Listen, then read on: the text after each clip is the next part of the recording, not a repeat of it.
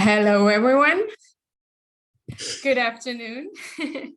Welcome to our today's session for the HEI Initiative. This is our second session for Call 3. And today is all about quality aspects and our deep tech focus. But let me introduce first who's with me today.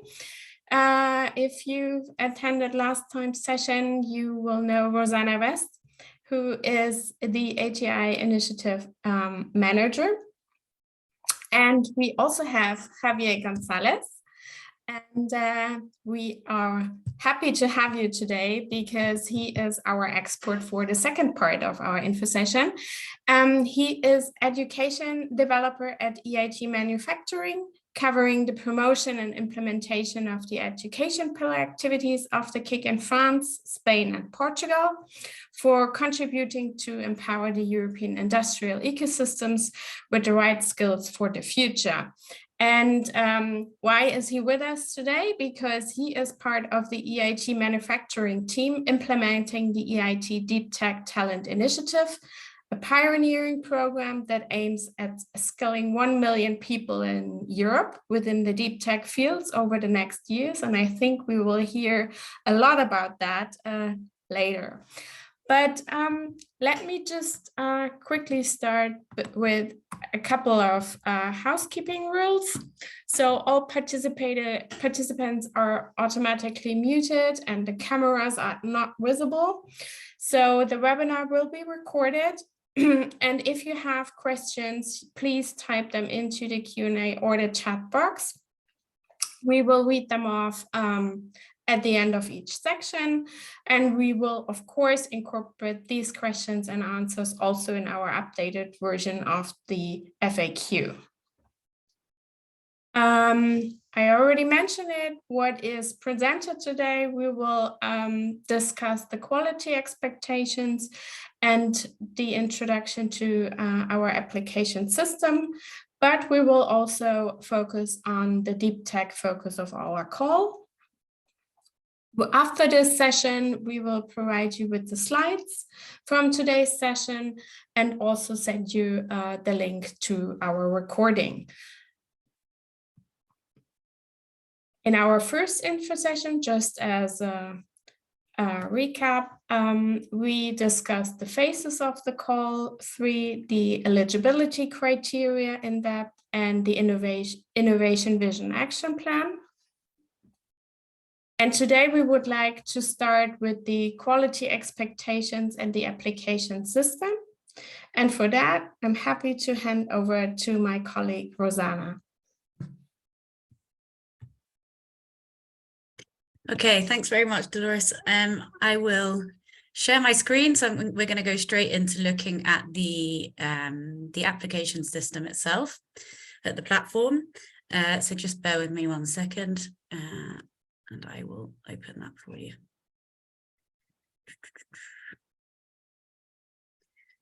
Which is where?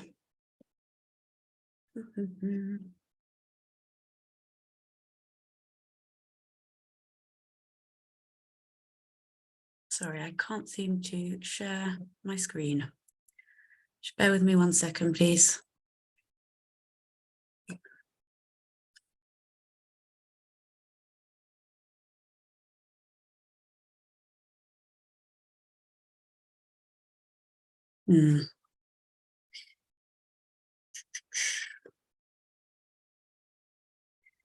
Okay, I'm just going to have to share my general screen with you because it's not letting me share a particular file.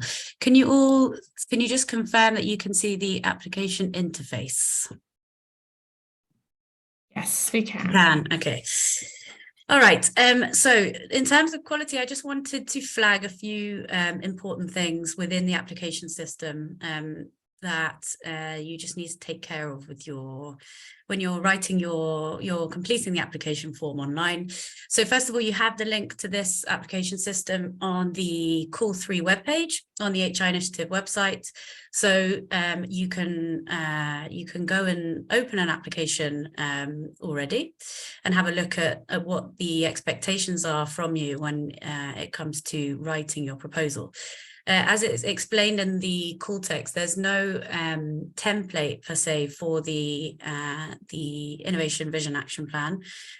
You submit everything through this application interface.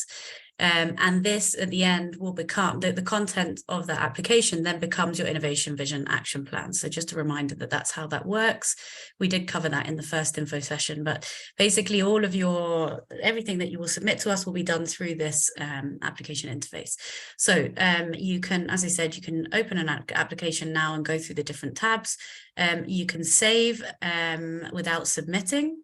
So obviously you only submit once it's fully ready to go. But you can keep coming back to the application and gradually build on it. You just need to save as a draft. So first of all, some points on the applicant information tab, because the general information is pretty straightforward. So first of all, we ask some basic questions around you accepting that the consortium would agree to the subgranting model, which is how all EIT projects will be running from 2023 onwards, and indicate who would be the subgrantor in that case. We've also added some fields around whether the proposal would be submitted on behalf of a European University Alliance, and if so, to let us know which European University Alliance you are submitting on behalf of. This is also important information for us to have and for us to also pass to the European Commission ultimately. So we do need to know whether people are applying via the on behalf of a European University Alliance. Then we also, as you know, for call 3 require that you complete the expression of interest form for the Deep Tech Talent Initiative, which the HEI Initiative call 3 is aligning with, as you all know. And so we ask all consortium partners to complete the expression of interest. You are not committing to anything. You are simply submitting an expression of interest in the Deep Tech Talent Initiative. And basically it means that the Deep Tech Talent Initiative team will be able to reach out to you and give you more information about the initiative. And, you can discuss whether your organization might want to ultimately join the Deep Tech Talent Initiative pledge. Which is what Dolores was mentioning about the 1 million deep tech talents trained by 2025. So we ask you all to complete that. And then this checkbox is just to confirm that all consortia partners have indeed completed it. Then, just in terms of your participant information, remember that the lead partner needs to be an HEI, needs to be a higher education institution. So they should be, their information should go here, participant number 1, lead partner. And we obviously collect information on all of the full partners and associated partners that would be participating, but it's really important that you put the coordinator in this top field, participant number 1, lead partner. We also ask you to indicate whether the organization itself is a member of a European University Alliance. And if so, if you click that box, you'll see another field opens, and we ask you to indicate which one. And again, we ask you to indicate whether your organization is already participating in a cohort 1 or cohort 2 HEI Initiative project. As you know, cohort 1 and 2 partners are eligible for call 3, but we do need to know, we do need to collect information on whether this specific organization is already participating in another HEI project or not. So if you if you check that box, it opens again the option to pick either pilot cohort or cohort 2, and whether the partner was a full partner or an associated partner in that cohort 1 or 2 project. Just a note on the accreditation, we ask you to submit proof of accreditation of the institution according to the criteria around which organizations are eligible to participate. If you can, please upload the proof of accreditation translated into English. We are an international team, and there are lots of languages among us, but I don't think we speak all of the languages of Europe in the team that will be doing the eligibility, the check that all of these accreditation documents have indeed been submitted. So if you can, please do try to submit the accreditation proof in English. If it's completely impossible, then we can take the original document, but just be aware that yeah, it will be more challenging for us to review.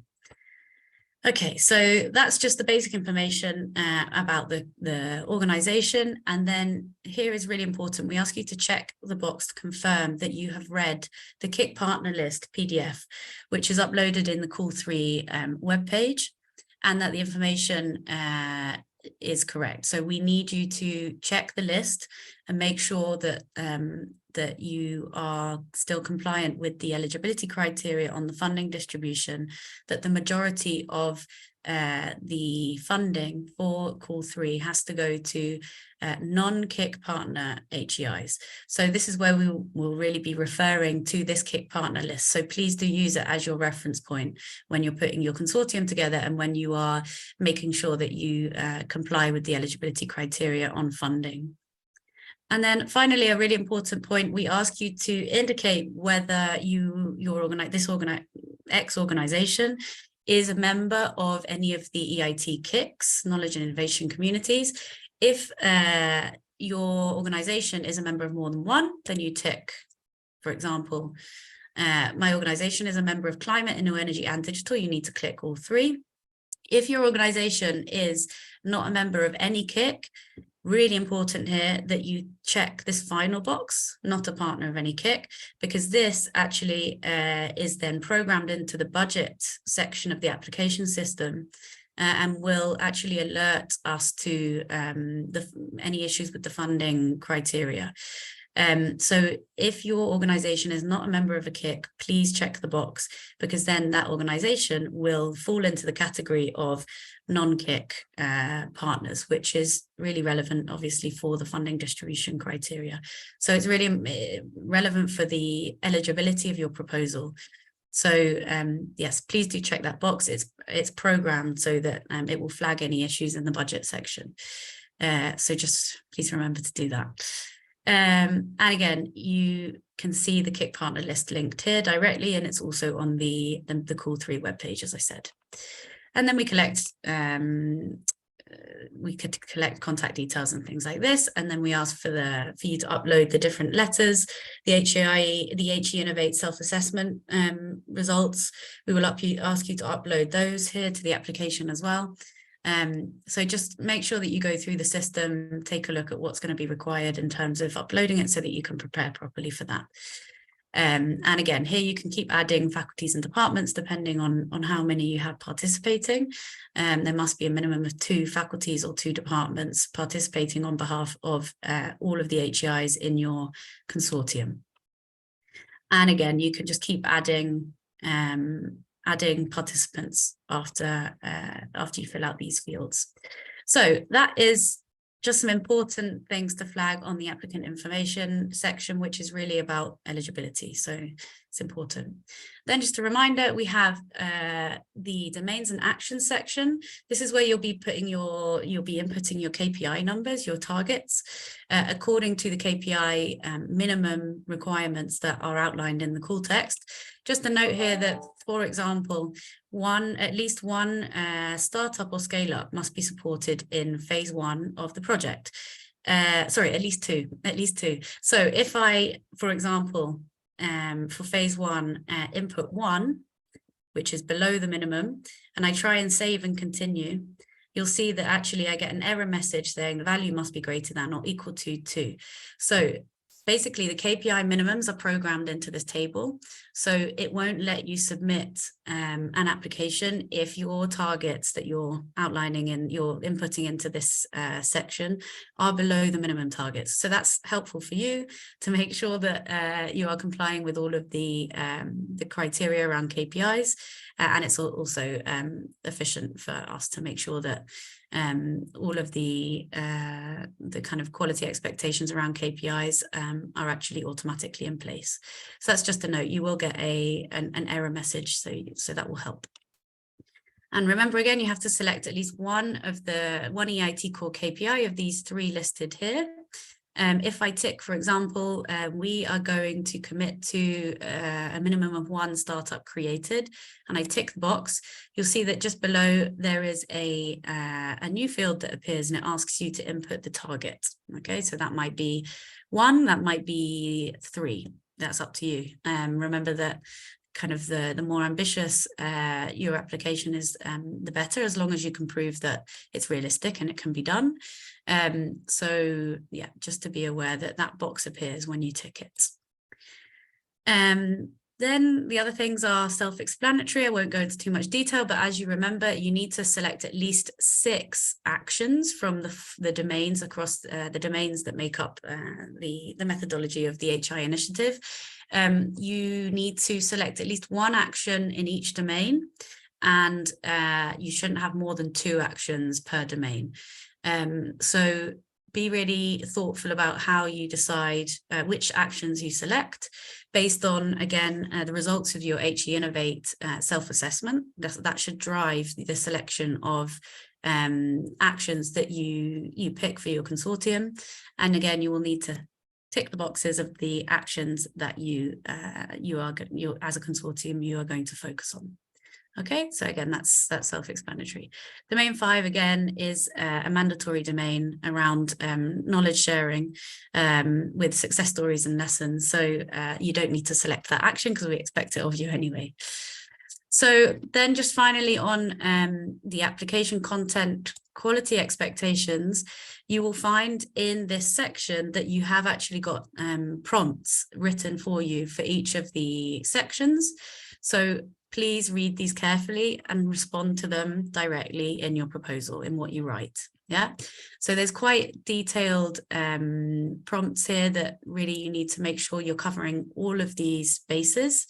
And this is what the evaluators as well, when they are evaluating the proposals, they will be looking at the prompts that you can see here in the application system, and they will be evaluating your answers based on those prompts. How well are you responding to what we're suggesting, we're requesting that you focus on? Okay, so I won't go through it because you can all read and take your time to read these properly, but you'll see that really there is kind of specific guidance around what we expect, and on a quality level as well. So when it comes to the quality of the content of the application, please use these prompts and follow these prompts as best as you can. We're not telling you exactly how you need to do it, because ultimately that needs to be designed based on your particular consortium and your particular project. But please, again, make sure that you cover all of these bases. Okay. So that's the basics of the application content. And then finally, you'll see that we have the project budget. So once you have filled in all of the applicant information and you have selected whether your organization is an HEI or not, whether it's a KIC partner or not, that will feed into this budget section. So the participants that you've inputted in applicant information will appear in a list down here in this first column, participant name. You will then need to obviously input the budget that you are designating to each of these participants, and you will also need to do the breakdown of the budget per work package. So once your organizations are in there, once the applicant information section is complete, this will start to look a lot clearer. But you'll see that it's quite straightforward in terms of what you need to fill in and how you need to fill it in. Okay, so really the main thing here to remember is this criteria around funding distribution. The majority of the funding needs to go to non-KIC partner higher education institutions. Okay, so yeah, that's just a very brief overview of the application interface. I think the best thing to do is to just start exploring. So open an application, go through all of these tabs. I would encourage where you can to allow all of the partners to go through these tabs and see what's expected, so that you give yourselves time to really prepare the level of quality application that we're expecting for this call. and just start kind of familiarizing yourself with the platform. And for those partners who participated in cohort 1 or 2 project, there have been some changes, so don't assume that it's all the same. I would suggest that you do the same and you go through and have a look at what each of the sections are requiring. And then, you can start preparing your application from there. So, I will stop sharing my screen if I can. I think I'm having some... Okay, there we go. If there are any questions about the application system specifics, I would recommend that you reach out to the general inquiries email, because we have quite a lot of information to cover today. But yeah, first things first, I would create an account, an application, and have a look, and then see which questions remain. Exactly. And what I can see from the chat, there are already a couple of questions with regard to the application system.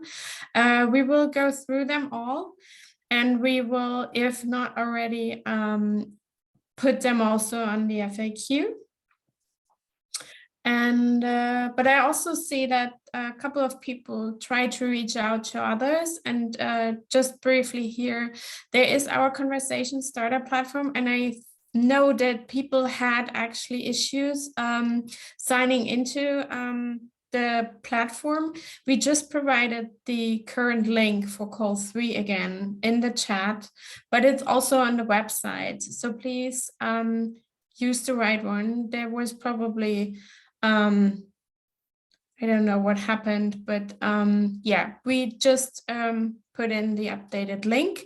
And I hope you can all sign in and then talk to others, exchange, or even find potential partners.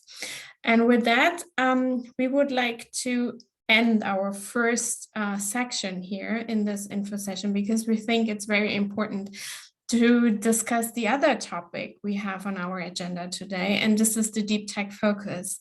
And I already can see Javier, welcome again. So he is the expert, as I mentioned earlier, from the EIT manufacturing, and we are happy to have you now with us and give us an overview, and there will be plenty of time after to discuss your questions. So welcome, Javier, and the floor is yours. Thank you very much, Dolores, and thank you very much, Rosanna, for the introduction.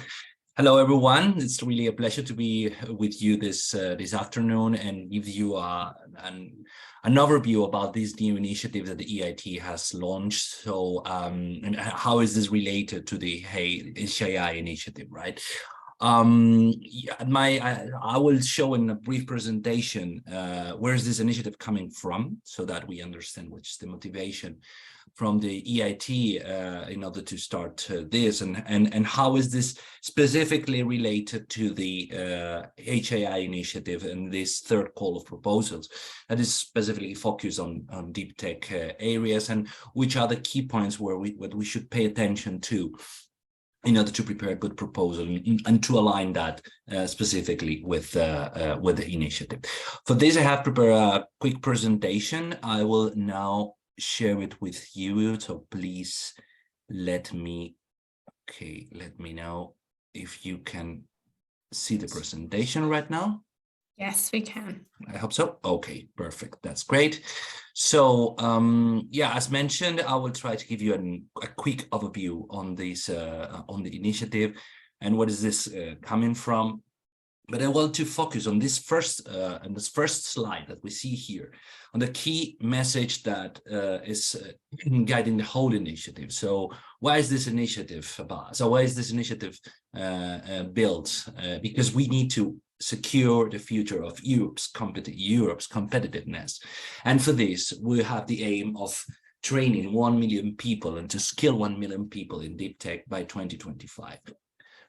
1 million people is a challenging number. It's in 3 years, but we really know that it's possible if we all cooperate together. If the KICs of the institutional partners, if the education institutions, if the companies, research and technologies organizations cooperate together on achieving this objective, we think that this will be achievable. Of course, there is a need of creating a critical mass of organizations and initiatives which are supporting this in order to get that. But if we look at the population in Europe, we have a lot of people working in companies, a lot of people studying in the universities, and a lot of people which will be needing these skills and these trainings on deep tech. And this is necessary to do something, to start doing something in order to secure the European competitiveness in the future. And that's why this initiative is about. I just want to show you very briefly where is this initiative started. So as you may already know, the European Commission launched the new European Innovation Agenda this summer. So within this document, within this let's say this commitment that will guide us, many of the activities that the Commission will be doing in the next coming years. So there were some flagship actions. One of these flagship actions is related to talent, and to talent into the deep tech. So and this what we have here, the Deep Tech Talent Initiative. The Commission here considered that there is there will be a need of more talents in deep tech fields to maintain a leading position in Europe in emerging and high growth and potential sectors, just like we can mention some names as semiconductors, artificial intelligence, blockchain, quantum computing. So this is maybe those that first come to our minds. But this is just not being competitive, you know, so we need an adequately skilled workforce in order to achieve this objective and to power those innovations that will ensure that we will have a sustainable future and we will solve the global challenges that Europe will be facing in the next coming year. And it's needed that we do a real effort in order to train people, to add talents in order to rapidly address those technology changes that we will be facing in the next coming years, and also to ensure the Europe innovation capacity to address that. So that's why the Commission launched this initiative and also asked the EIT to take the lead on that. Within the EIT, all the 9 EIT knowledge and innovation communities will be committed in order to make this effort happening, and we will be working together for the real implementation of the actions related to the Deep Tech Talent Initiative. So just for you to know, this initiative comes from the new European Innovation Agenda.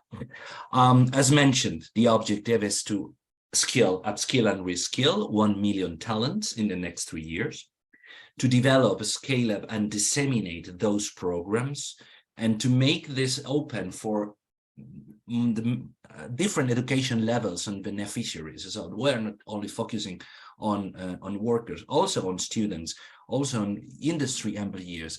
So everybody who needs to be trained on deep tech, has the right place if they link with the Deep Tech Talent Initiative and the organizations behind that. And for this, it's necessary that, as mentioned, to create a critical mass of institutions, organizations, universities, training providers, in order to identify which are the training courses that are right now in Europe, activities, actions that are really happening right now, which can contribute to these objective in the short term.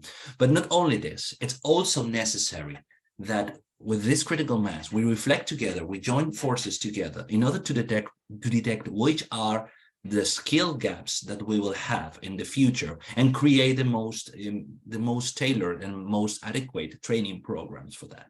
That's another one of the objectives of this initiative. So to create these networks, to create these links between the different organizations in order to solve the challenges and the needs that the industry in Europe will have in the future. Okay.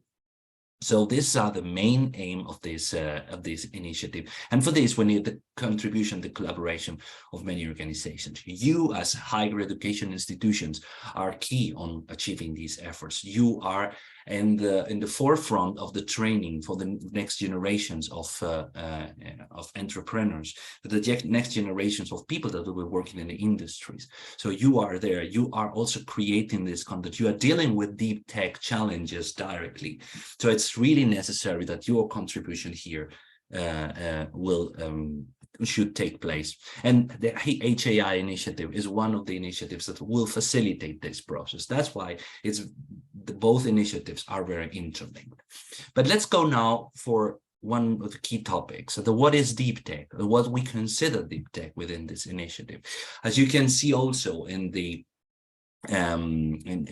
text of the call and the definition that we have in the website of the Deep Tech Talent Initiative.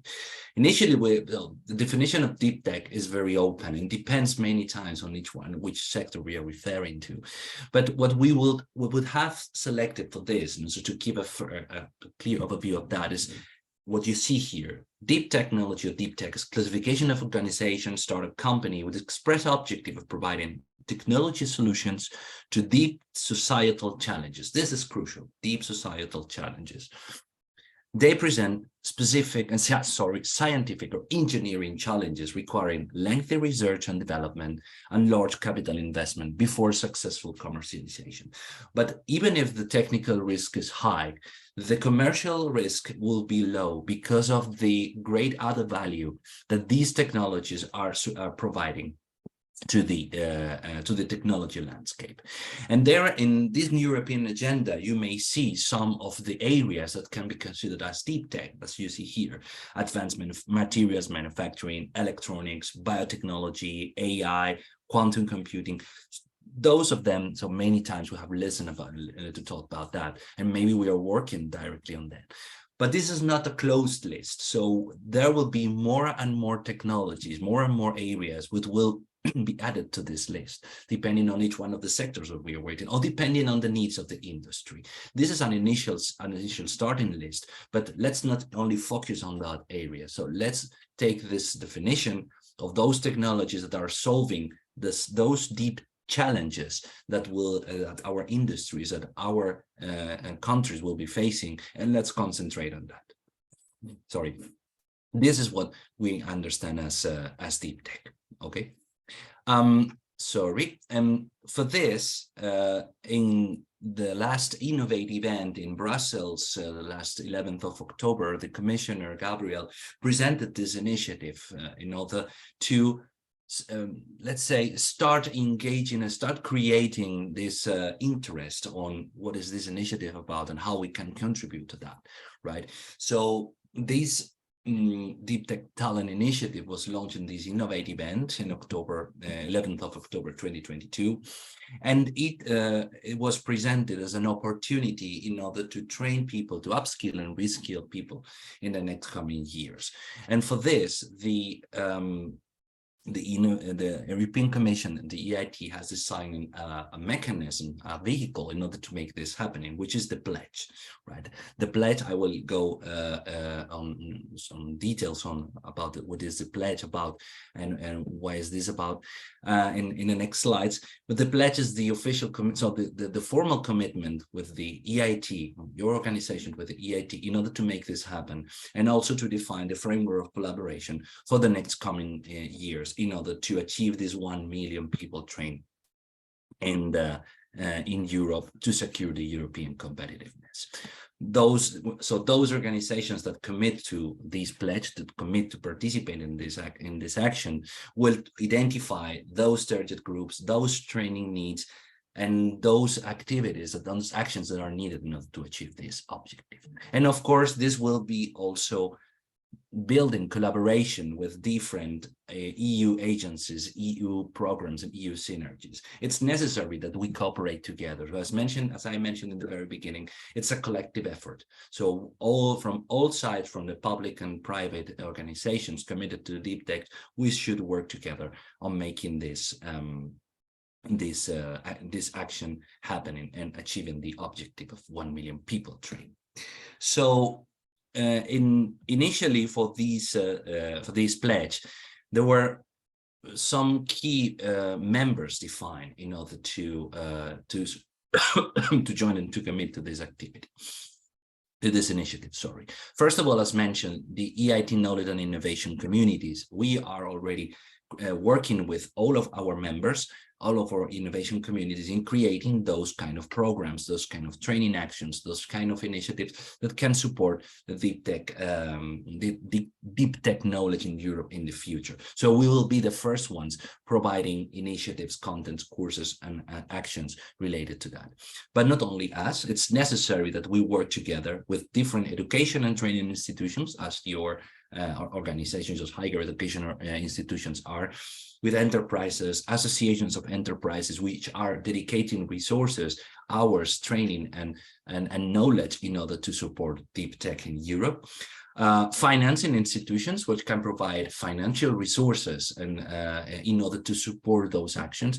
So that's very important. We also want to commit financial institutions and organizations with programs, with resources in order to support these actions, together with the public and European programs or regional programs, national programs, which provide funds and actions to this.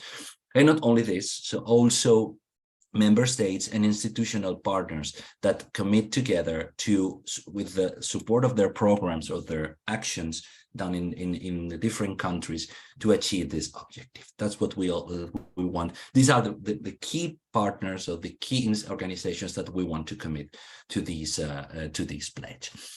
And as I mentioned, so the key part of the initiative is to map, to detect, and to get together all the different training actions that we have that are happening right now in Europe, that are created by those institutions. And of course, in order to be effective, in order to be valid, they should meet some minimum requirements in order to be considered as valid for the initiative. That's why we have defined, so the program, the Deep Tech Talent Initiative has defined some quality requirements which all these programs should meet. First of all, and it is obvious that the program should meet or should be focused on one deep tech subsector, as from those that we have mentioned before initially. But of course, more and more subsectors can also be included here if they are relevant for some specific industrial sectors in Europe.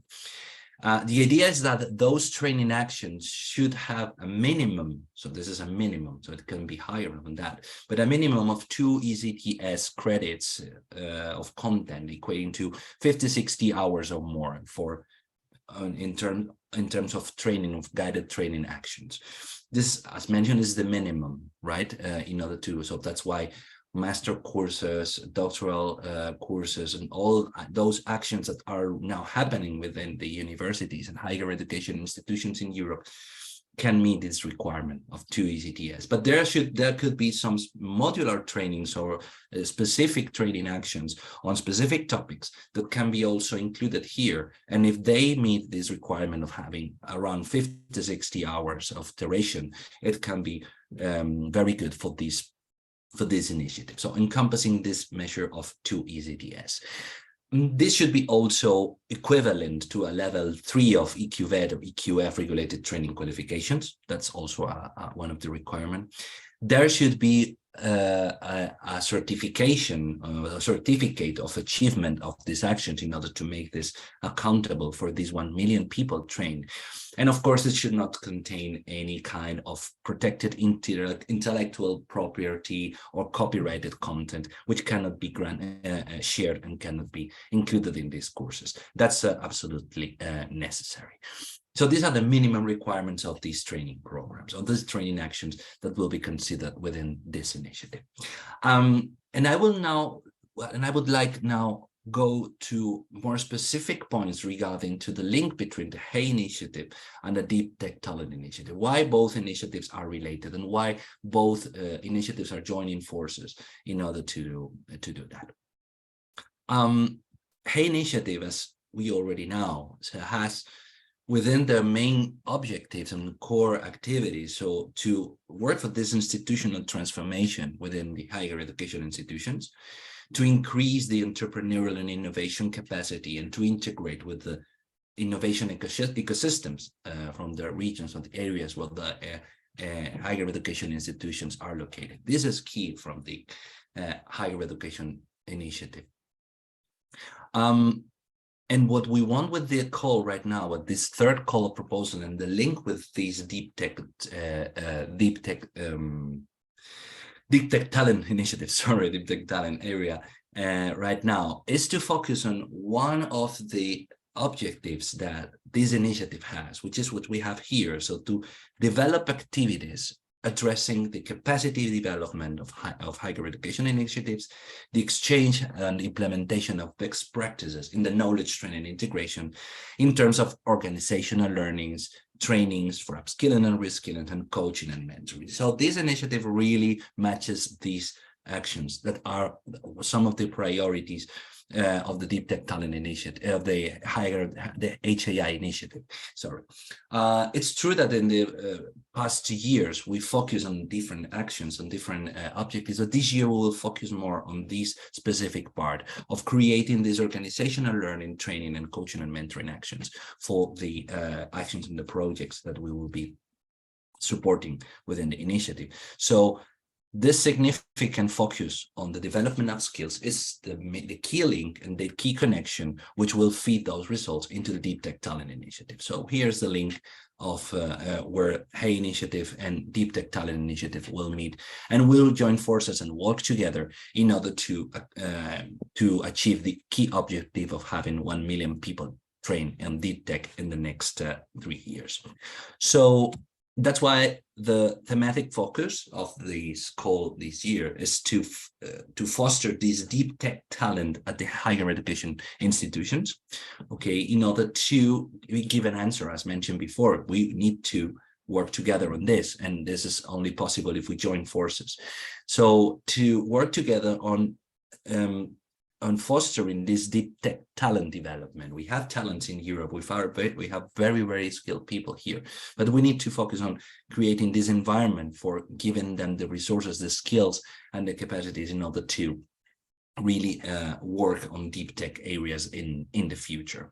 So that's why that in the selection of the actions that you will need to do, as Rosanna mentioned before, those 6 actions that you are choosing from the 4 domains of the defining the call, you will also need to focus on those specific ones that can help to foster deep tech talent at the HEI organizations that are committed.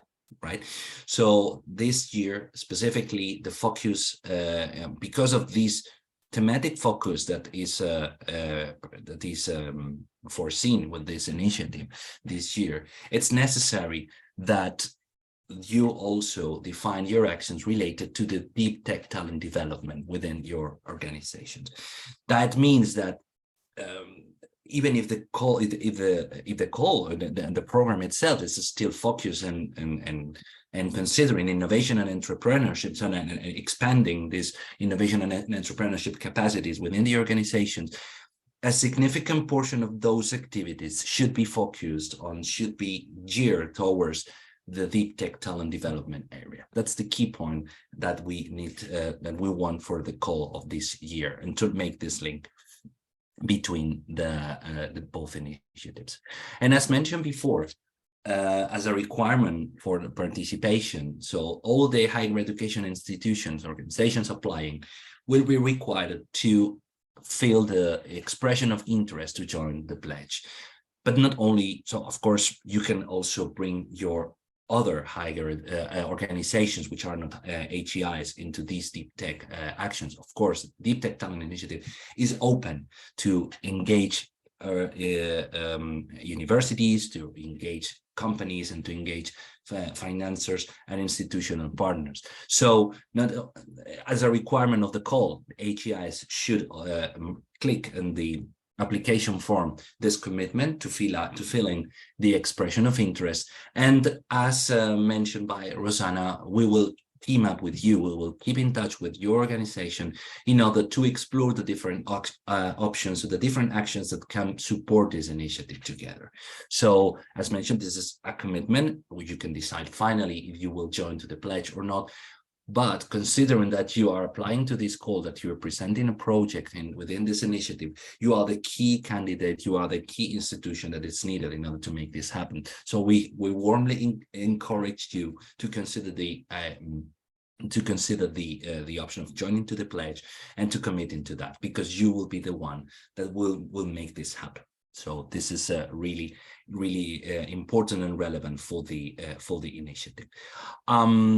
For this, we also want that a minimum number of students, a minimum number of people will be trained within this initiative. Let's not forget that if we are focusing the whole initiative in improving the innovation and entrepreneurship, and also the deep tech areas and these the projects that you are preparing, it's necessary that we ensure that a minimum of people will be trained and will benefit from this initiative, and these people will count with this million people trained in the next 3 years.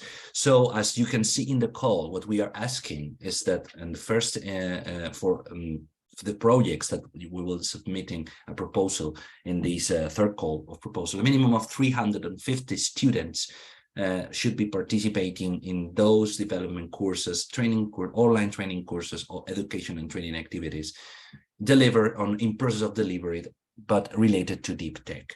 And of those, of these 350 students, a minimum of 35 students should be mentored in deep tech related training programs. As mentioned, this is the minimum, and we will like to have more and more people, because you will have the capacities and you will have this infrastructure and you will have the funding to make this happen.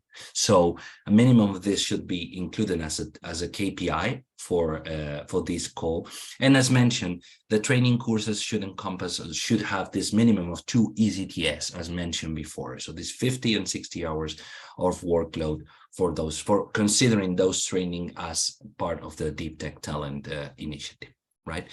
There is also in the call text a description about which are the angles that we can see to qualify those students are related to the deep tech talent, as you can see here. So those proven deep tech subsector focused training programs delivered to students on any academic program. This is one angle. And the second angle, those related to innovation, entrepreneurship, capacity building training programs delivered to science, engineering, technology students who are working now on deep tech fields for the purpose of complementing their deep tech expertise. These are requirements and also which will guide you in order to include this number of students in order to commit and to achieve the KPI requested of 350 people trained on deep tech from your projects. So this is essentially where these links between the Deep Tech Talent Initiative and the HEI Initiative are. With this initial background that we have provided to you, so to explain you where this initiative is coming from and how is this working, and with this information related, which are the specific points of the specific fields that areas that you need to take into account in order to define your innovation vision action plan and your proposal for this third call, you will be able to really commit and really support this objective of getting 1 million people trained on deep tech talent in the next 3 years. And of course, we are very thankful that you have interest in doing that. We hope to get most of you involved on these initiatives. And of course, for any question, for any information related to this action, please don't hesitate to contact us, and we will be very happy to support you and to clarify any further point questions you may have related to the initiative. That's all from my side right now. I hope that it was interesting for you, and as mentioned, available for any question, for any comment from your side. Back to you, Rosanna and Dolores. Thank you. Thank you, Javier. Thank you. And thanks for the presentation. We can already see in the chat there are a couple of questions. Maybe we can read out a couple of them to you. Let me just quickly go through that. Yeah, I mean, I've gone answering some of the questions in the question and answer function. If you would also like to, if you're interested in reading questions from others, if you go to the answered tab, you'll be able to see my responses to the questions. There are a couple of questions coming in around the eligibility of non-EU countries and around the UK eligibility. So we do actually have 2 good questions related to this in the frequently asked questions document, which is available on the Call 3 webpage, and it links you to all of the relevant resources to be able to really figure out who's eligible and who is not. Just quickly in terms of the UK eligibility, the UK is not currently eligible for Horizon Europe funding. So if you are involving UK organisations in your consortia, then they will need to actually apply for national funding. So that's the UK RI funding. We really can't, that we have to go based on what's on the website for UKRI. It's all, as it's Horizon Europe funding, you know, that's the reference that we use on the UKRI website. They have a whole webpage about Horizon Europe. So at the moment, it kind of, I think it guarantees funding until the end of 2023, but there's not so much clarity after that. But I would just say to keep an eye on the UKRI website, and we're hoping that more information will come out soon, given that we're coming to the end of 2022. But yeah, all of these links are in the frequently asked questions document. So I would recommend that you go through that and you can see the eligible countries and things like that. It's just a question I saw had come up a few times, and it's quicker for me to answer it live than type all of that out. So yeah, I think a number of the other questions I'd started to answer. Some questions around the training criteria and what would count, and the difference between training and mentoring. So again, these are all answered in the Q&A function for you to go through. And yes, I see a question regarding the pledge, Javier, you mentioned. And the question is, could actually national contact points receive the list of organizations which made the pledge in their country? Or is there an official, you know, on the website, will they all be published who is joining the pledge? Yes, let's consider that the initiative formally starts 1st of January. Okay, so from this moment and in the first weeks of the year, some information regarding the organizations joining, the number of courses available, number of people trained will be available there. At this stage, we are, so this is a pre-launch phase in which we are engaging with different organizations from across all Europe in order to get their expressions of interest in order to join the pledge, and also to explain and work together on which will be the different courses, training, or potential offering available for the next for the initiative to be done in the next coming weeks. So of course there will be some links to some engagement with the national authorities and also national contact points in the future in order to promote the initiative and get together. But at this stage, this work is done by EIT and us, EIT Manufacturing, in order to get together with those organizations. And now we have received around 50 requests for having this interest on joining the initiative, and from different organizations, public administrations, institutional partners, finances, and big corporates, small institutions. And we are establishing a dialogue with them, so with some interviews, in order to really detect what can be the best training options or the training activities to be supported here. So so this information, of course, will be available. So which organizations are finally committing to the pledge, the list of organizations, of course. This is another value of the initiative, so to know who are doing things in Europe related to deep tech, and which are the organizations which I can link and get and work together in order to create those trainings, those courses, or those initiatives, which can also fill the gaps of those training and needs that will be necessary. So, but this information will be available in the future after the call. So the initiative is launched by the 1st of January of this year. So stay tuned and get in touch with us. Thank you. Thank you, Javier. Are there any other questions related to deep tech?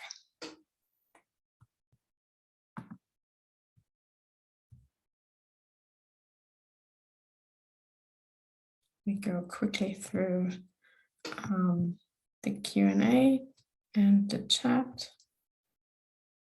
Rosanna, do you have more questions? Yeah, I've just been responding to some. Yeah, I think there's just maybe some questions around the deep tech related activities that the cohort 1 and 2 partners are obliged to focus on with their funding. So yeah, I mean, the criteria is fairly broad for you. They need to be deep tech related activities. In terms of what that, how you apply that to your particular context and your project, you know, that will be really up to you to show how the activities you outline are relevant for innovation capacity building in your consortia. So there are no kind of very strict rules about exactly what we mean by that, but it's true that the cohort 1 and 2 partners funding needs to go to deep tech talent fostering related activities. What that looks like in your context is really up to you to outline in your proposal and convince the evaluators that it makes sense and it would be worthwhile and valuable.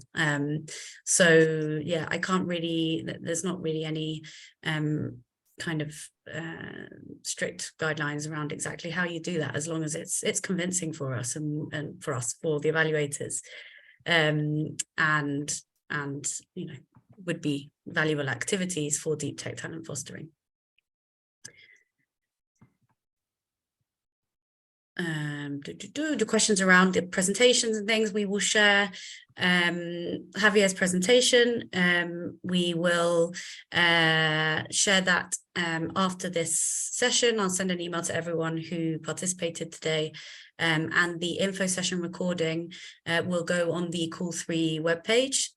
So I've just linked it again in the chat. If you go on there, you can see that already the first info session recording is uploaded. So you'll be able to watch all of these again as we go through the info sessions.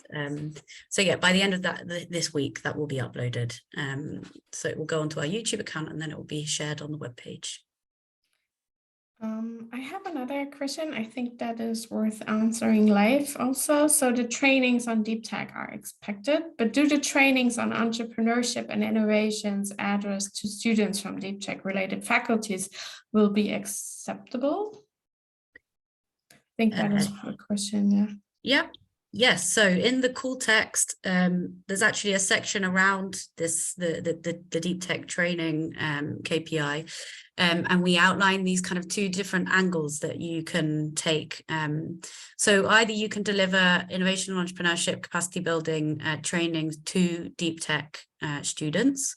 And obviously in terms of the contents of that training, it would be based on, you know, the training needs of that particular set of students, or you can deliver kind of deep tech, hard deep tech training to students from other disciplines. So really there are these 2 angles. So, and you can do a mix of those 2, but yeah, it's actually outlined that in the call text in more detail. So I would recommend you take a look at that section.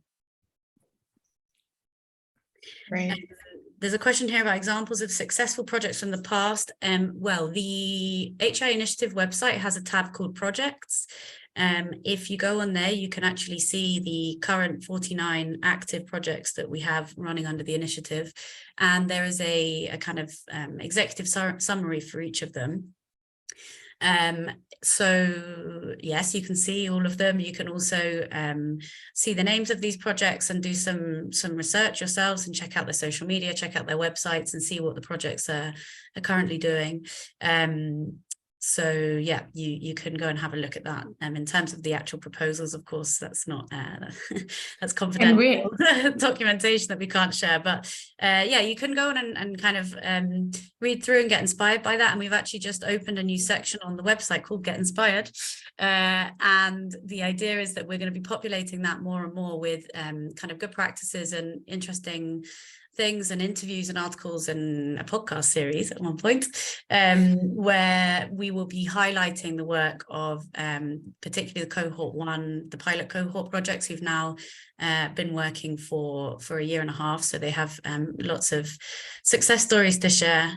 So keep an eye out on the Get Inspired page, because that will be becoming more and more populated, and hopefully will inspire you to apply. So yeah, I'd recommend you do that too.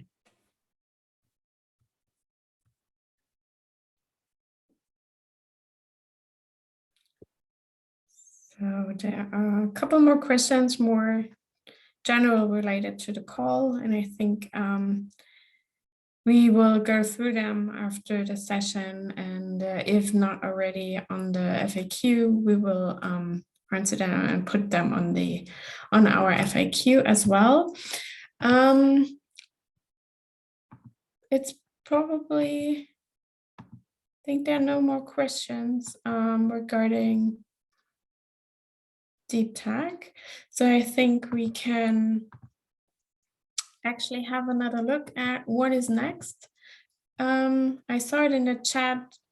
Someone asked about the recording for our next session, which is actually on Wednesday, and that is the one with HEI Innovate. But we will also have 2 more sessions coming up in January and February. So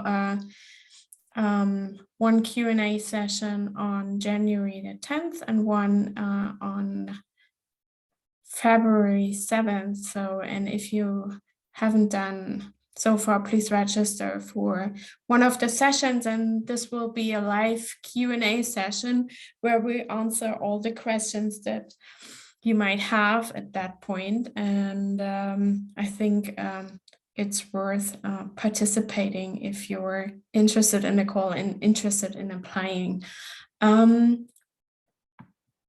Also, we already had a couple of questions regarding the conversation starter. We just put in the updated link into the chat. It's also on the Call 3 webpage. And this is really good actually to meet people, to match, to exchange about the call or your project or your ideas, and to, you know, find partners or potential partners to apply for our call. Here you can see the conversation starter platform is open, and it will be open until the end of the application period. And there is the option to schedule video calls. There was already one on November 30th, and there will be 2 more dates available to actually schedule video calls.